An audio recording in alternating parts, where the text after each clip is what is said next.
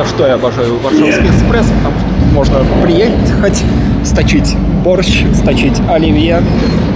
Таня сидит в шмоте, пробуем его.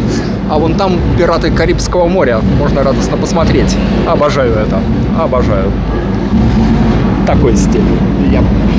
А это немножко Венеция. Вот эта Венеция, она летала с Таней, настоящую Венецию, и Венеция на джинсах Пьяцца Сан-Марко. Пробуем мерч, как он работает в практическом режиме.